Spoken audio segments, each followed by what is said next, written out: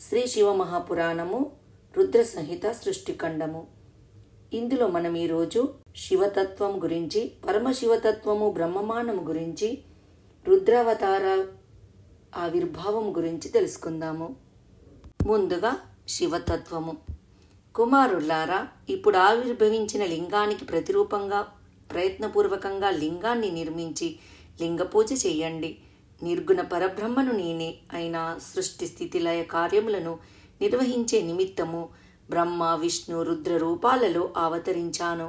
ఓ పితామహ, నీ లలాటం నుండి నేను రుద్ర రూపంలో ఆవిర్భవిస్తాను. ఆ రుద్రునకు నాకు భేదం లేదు. మీరు ప్రకృతి నుండి జన్మించారు, కాని రుద్రుడు ప్రకృతి నుండి ఉద్భవించడు. రుద్రుడు తామసుడని అంటారు. గుణభేదం నామరూపాలందు మాత్రమే ఉంటుంది, తత్వంలో ఉండదు. ప్రకృతి వికారమైన అహంకారం మాత్రమే తామసము. రుద్రుడు తామసుడే కానే కాదు. ఓ బ్రహ్మి, నువ్వు సృష్టిని చెయ్యి. ఓ విష్ణు, నువ్వు పాలించు. నా అంశ అయిన రుద్రుడు లయకార్యాన్ని నెరవేరుస్తాడు. ఇదిగో, ఈమె పరమేశ్వరి అయిన ఉమాదేవి. ఈమెయే ప్రకృతి. ఈమె నుండి ఒక శక్తి ఉద్భవించి వాగ్దేవి నామంతో బ్రహ్మకు సృష్టి కార్యంలో సహాయకారి కాగలదు.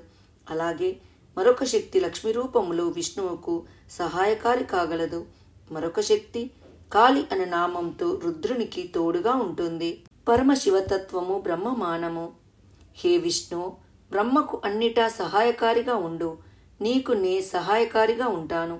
నువ్వు స్థితి కార్యములో అనేక అవతారాలెత్తి నీ కీర్తిని విస్తరించుకో. లోకరక్షణ తత్పరుడవై వర్ధిల్లు. మన ఇద్దరికి భేదం లేదు. భేద దృష్టి గలవారికి నరకం తప్పదు. ధనాన్ని, ధనం వల్ల వచ్చే భోగ భాగ్య రాజ్యాధికారాలను కోరేవారు నిన్నాశ్రయిస్తారు. పరిశుద్ధమైన జ్ఞానాన్ని కోరే పరమహంసలు నన్నాశ్రయిస్తారు. సారూప్య ముక్తిని ఆధీనం, అత్యంతిక దుఃఖ నివృత్తి రూపమైన పునరావృత్తి రహితమైన పరబ్రహ్మైక్యం నా ఆధీనం. అంతే భేదం. ఇప్పుడు త్రిమూర్తుల ఆయుర్దాయాన్ని చెబుతాను వినండి.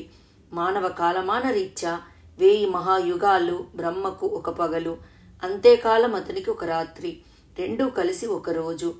అలాంటి 30 రోజులు ఒక నెల, 12 నెలల సంవత్సరం. అలాంటి 100 సంవత్సరాలు బ్రహ్మ యొక్క ఆయువు. బ్రహ్మ యొక్క ఒక సంవత్సరం విష్ణువుకు ఒక రోజు. ఈ లెక్కలో విష్ణువుకు 100 సంవత్సరాలు ఆయుర్దాయం. విష్ణువు యొక్క సంవత్సరం రుద్రునకు రోజు. ఈ లెక్కలో 100 సంవత్సరాలు రుద్రునికి ఆయుర్దాయం. రుద్రుని 100 సంవత్సరాల ఆయుర్దాయం సదాశివునికి ఒక్క ఉచ్ఛ్వాసతో సమానం. మానవుడు మొదలుగా రుద్రుని వరకు సకల ప్రాణకోట్లకు 21,600 ఉచ్ఛ్వాస నిశ్వాసలకు ఒక రోజు. 6 ఉచ్ఛ్వాస నిశ్వాస ఒక ఫలం, 60 ఫలములు ఒక గటి, 60 గటులు ఒక రోజు.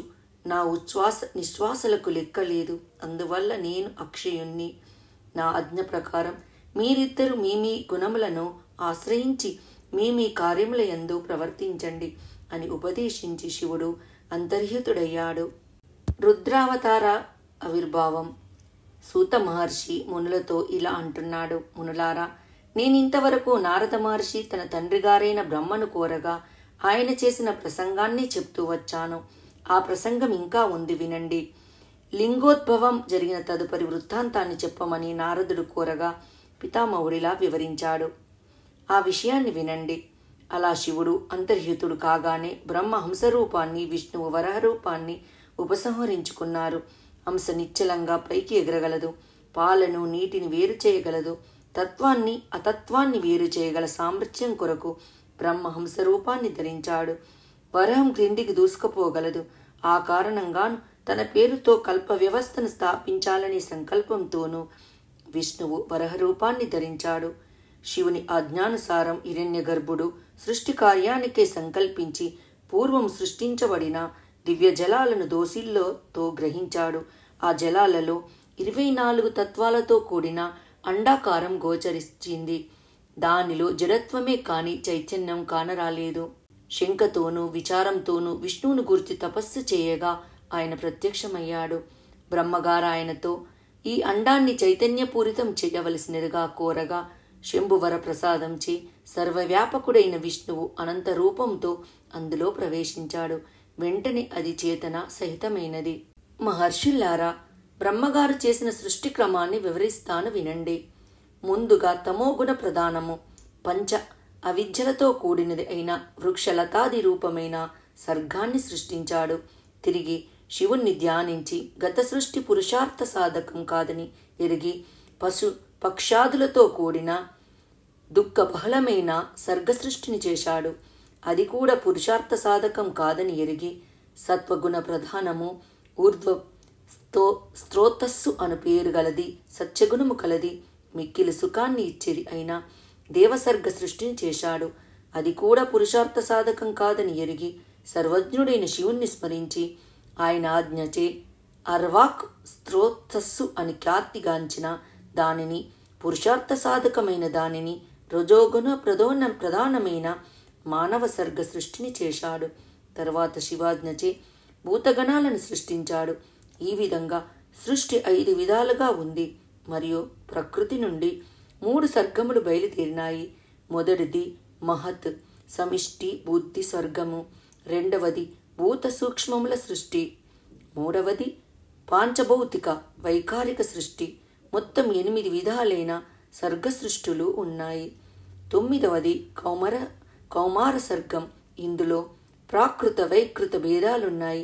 గొప్ప వైరాగ్య సంపన్నులు, దృఢ వ్రతులు, సహజ్ఞానులు, శివధ్యానైక మానసులు, సంసార విముఖులు అయిన సనక సనందినాది మహర్షుల సృష్టి ఈ కౌమర సర్గములోనిదే.